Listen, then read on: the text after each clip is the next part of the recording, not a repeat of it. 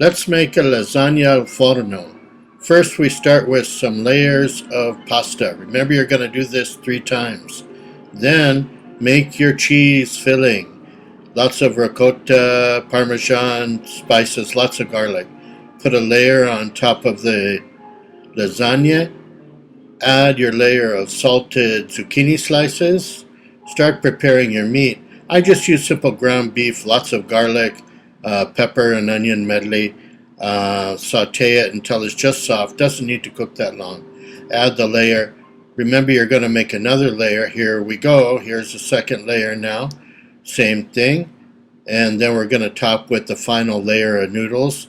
Add your favorite tomato sauce, a lot of Parmesan cheese, about a half cup of olive oil. Cover it for the first half hour in the oven at 350, and then bake open until it's nice and brown. Enjoy.